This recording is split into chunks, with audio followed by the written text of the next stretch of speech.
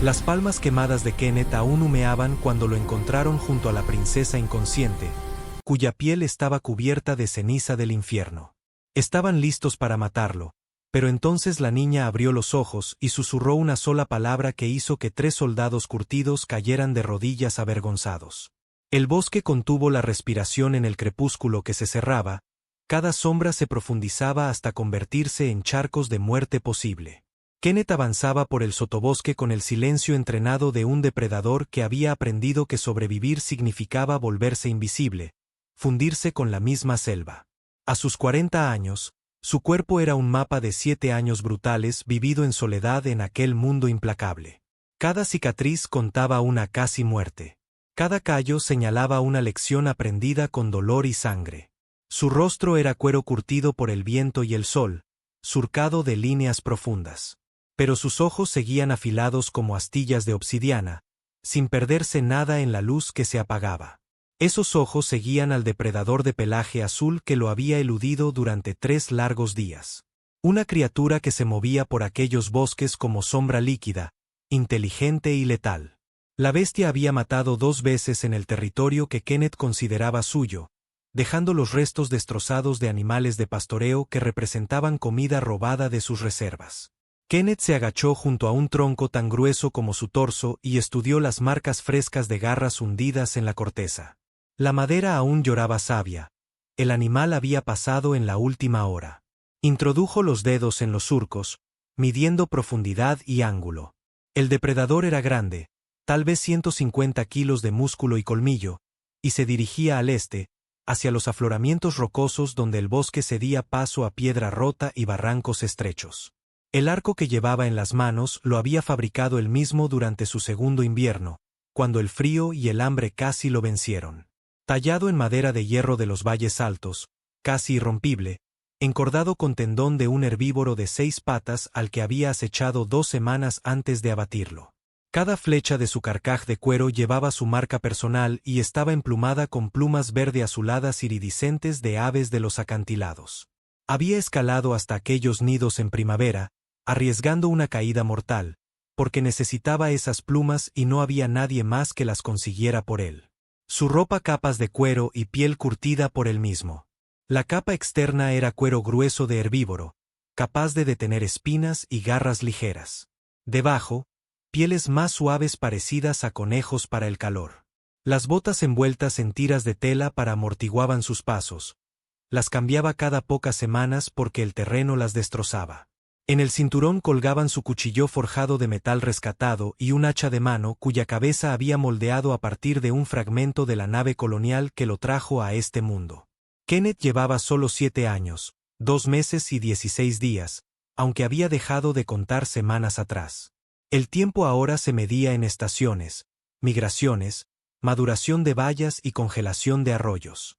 Su refugio era un hueco excavado en la cara de un acantilado, oculto tras una cortina de enredaderas espinosas que él mismo había entrenado para crecer allí. Dentro, todo estaba ordenado con la precisión de un soldado que nunca olvidó su entrenamiento. Carne seca colgaba de ganchos de madera. Las armas engrasadas y envueltas contra la humedad. Odres de agua hechos de estómagos de animales, siempre llenos y sellados. No echaba de menos la civilización, o eso se repetía en las noches largas cuando el sueño no llegaba y los recuerdos le pesaban como plomo. La nave colonial había transportado 217 almas, familias que buscaban un nuevo comienzo en un mundo que los informes prometían como paraíso. La entrada atmosférica salió catastróficamente mal. Sistemas fallando en cascada, fuego y metal gritando. Kenneth estaba en la bodega de carga asegurando suministros cuando las primeras explosiones lo lanzaron contra un mamparo. Recordaba el sabor de la sangre, el humo, las llamas, la carrera desesperada hacia una cápsula de escape. Solo una cápsula llegó intacta a la superficie. La suya. Cuando logró abrir la escotilla deformada y arrastrarse al suelo alienígena, estaba solo. La nave principal se había estrellado en las montañas del norte, una bola de fuego visible incluso a 80 kilómetros. Caminó 3 días hacia aquella columna de humo, con la esperanza muriendo a cada paso. Al llegar solo encontró metal retorcido y cuerpos quemados, 43 colonos a los que había conocido por nombre. Pasó 2 semanas cavando tumbas en suelo rocoso con manos que sangraban, se ampollaban y finalmente se endurecían. Construyó cairns sobre personas que soñaron con una nueva vida y encontraron muerte. Tras enterrar al último cuerpo, una niña de 8 años llamada Sara que dibujaba flores, Kenneth se alejó del lugar del accidente y nunca volvió la vista atrás. Se dirigió al sur siguiendo un valle fluvial, poniendo distancia entre él y los fantasmas. El primer año esperó morir cada día. Hambre, depredadores, enfermedad, accidente. Este mundo ofrecía 1000 formas de matar al descuidado. Pero aprendió, se adaptó, sobrevivió. Probó plantas en pequeñas dosis, anotó mentalmente cuáles enfermaban y cuáles nutrían. Observó animales, sus costumbres, territorios, debilidades. Fabricó armas de piedra y hueso, luego de metal rescatado. Construyó refugio, hizo fuego, cazó y fue cazado. Día a día se transformó de refugiado desesperado en algo más duro, un instrumento perfecto de supervivencia. El depredador de pelaje azul salió de su escondite justo cuando el último rayo de sol rozaba el horizonte. Ese instante liminal en que las criaturas diurnas buscan cobijo y los cazadores nocturnos emergen. Era aún más grande de lo que Kenneth había calculado, del tamaño de un tigre terrestre, cuerpo aerodinámico hecho para potencia y velocidad. El pelaje ondulaba en tonos azul eléctrico e índigo profundo, camuflaje perfecto entre la vegetación azulada del planeta. Cabeza ancha y plana, fauces llenas de colmillos curvos diseñados para desgarrar cuero y triturar hueso. Los ojos brillaban con ámbar bioluminiscente que ayudaba a ver en la oscuridad, y delataba su posición a un observador atento. La bestia no lo había detectado. Kenneth permaneció inmóvil, apenas respirando, con el viento a su favor. El animal avanzaba acechando algo más adelante, moviéndose con gracia líquida. Kenneth esperó el instante perfecto. El depredador se detuvo en un pequeño claro, alzó la cabeza, olfateó. El hombro quedó expuesto, órganos vitales solo protegidos por piel y músculo. Kenneth tensó el arco en un movimiento fluido como agua. Respiración controlada, pulso firme a pesar de la adrenalina. El arco crujió suavemente al llegar a plena apertura. No apuntó en el sentido convencional. Tras 7 años de práctica diaria, el arco era extensión de su cuerpo y la flecha de su voluntad. Soltó. La flecha voló recta y silenciosa, cruzó los 40 pies en menos de un segundo y atravesó la garganta justo detrás de la mandíbula, seccionando tráquea y vasos principales antes de clavarse en la columna. El rugido de sorpresa y dolor se ahogó en sangre. La bestia se retorció, patas poderosas buscando apoyo, y se estrelló contra el sotobosque rompiendo ramas. Las convulsiones duraron segundos eternos hasta que cesaron. Kenneth esperó un minuto entero, segunda flecha lista. Los animales heridos son más peligrosos que los sanos. Pero no hubo movimiento. Solo el rumor de la vegetación acomodándose. Se acercó con cautela, cuchillo en mano. Al llegar se arrodilló junto al cadáver aún caliente y apoyó la palma en el flanco. Sintió el instante exacto en que la vida se fue. Cerró los ojos un segundo, rindiendo el respeto que ofrecía a todo animal que cazaba. Aquella criatura había luchado por sobrevivir igual que él. Su muerte tenía sentido porque le permitiría seguir viviendo otra semana, otro mes. Desolló y destazó con movimientos eficientes. Nada se desperdiciaba. Piel para ropa o refugio, tendones para cuerdas, huesos para herramientas. Cuando terminó de envolver los mejores cortes y atarlos a un armazón de ramas, la noche había caído por completo.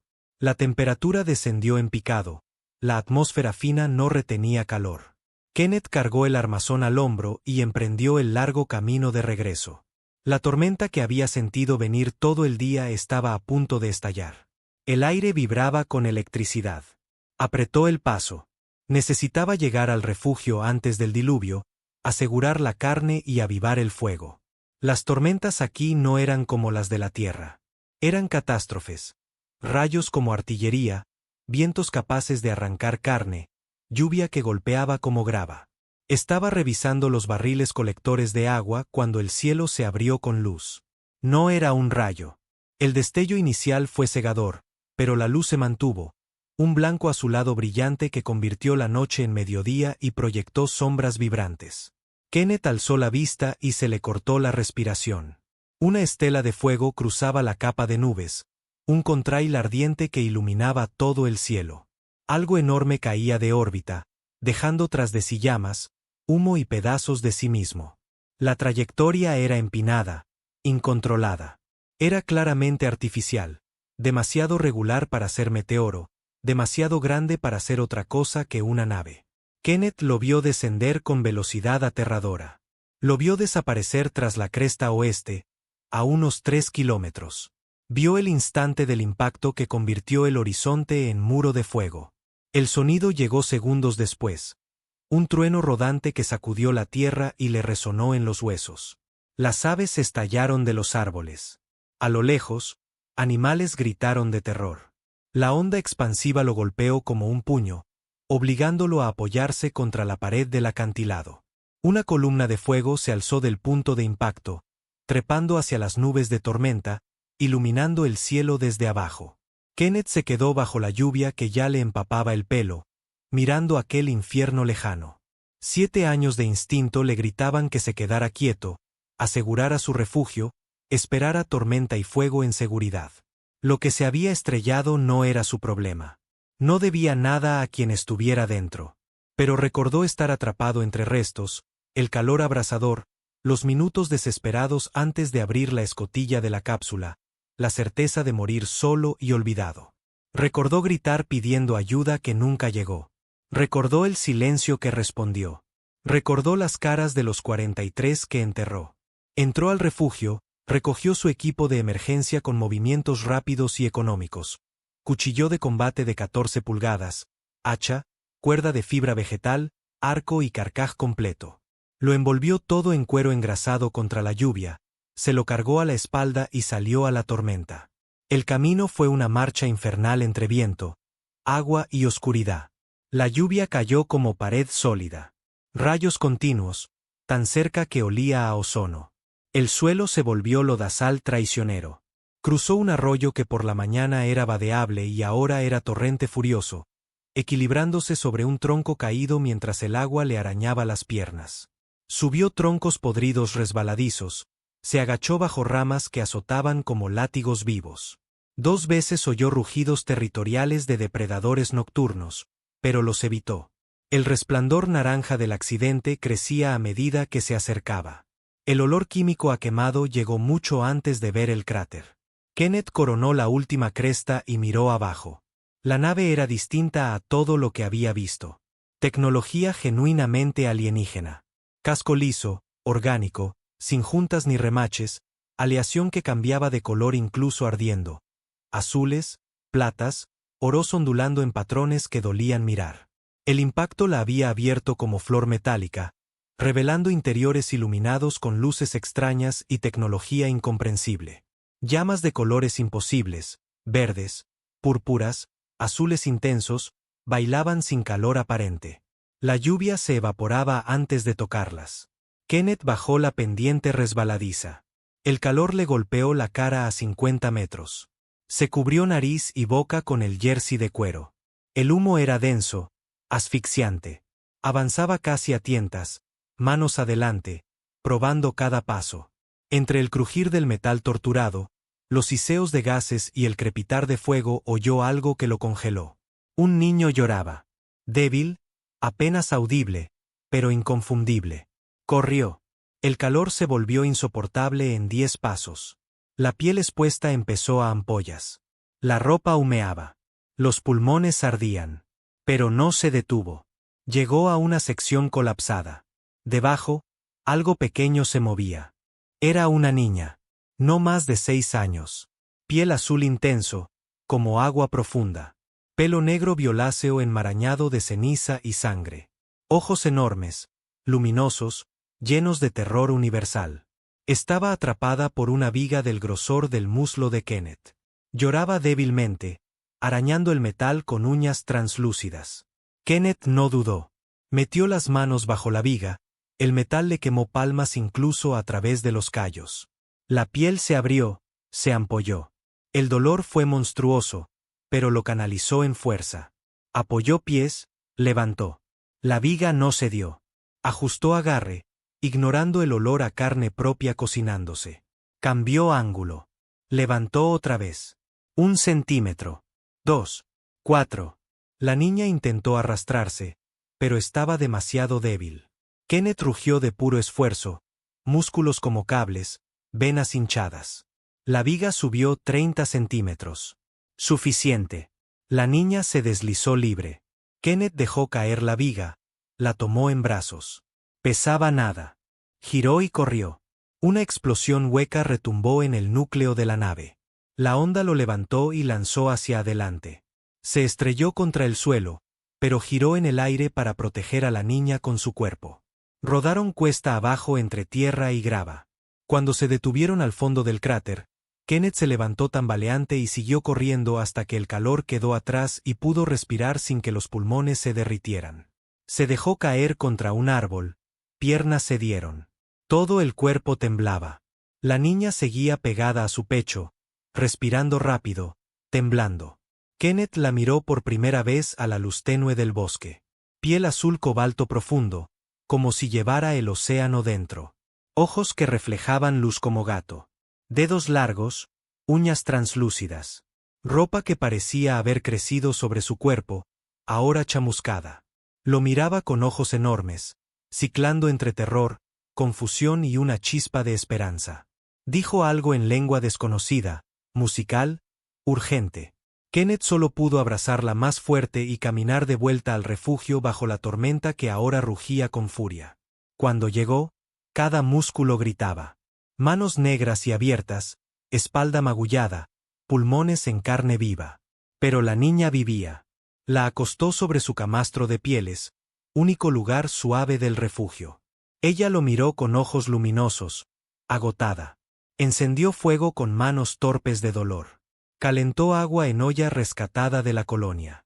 La examinó. Quemaduras leves, nada roto, increíble suerte. Limpió hollín y ceniza de su cara con trapo de su camisa de repuesto. Ella se tensó al primer toque. Luego se relajó al ver que era cuidadoso. Le ofreció agua en taza de madera que él mismo había tallado. Bebió con ansia, derramando por la barbilla. Kenneth se sentó a curarse las manos. Ella lo observó, señaló sus palmas destrozadas, luego su propio pecho, luego a él. Entendió. Conectaba sus heridas con su rescate. Asintió y simuló levantar algo pesado. Los ojos de la niña se abrieron más. Habló largo, tono agradecido y maravillado. Kenneth sonrió lo más suave que pudo. Ella le devolvió una sonrisa pequeña, tentativa, primera vez que la veía. La cubrió con piel de repuesto, avivó el fuego hasta que el refugio fue casi incómodo de calor. Ella dejó de temblar y se durmió agotada. Kenneth veló toda la noche, mirando su respiración, preguntándose qué acababa de hacer con su vida. Al amanecer gris, ella despertó desorientada, luego lo vio y se relajó. Empezaron a construirse un lenguaje de gestos y palabras simples. Él señaló a ella y dijo Judith aproximación que le arrancó una sonrisa. Ella señaló a él y dijo Kenneth casi perfecto a la primera. Así empezó todo.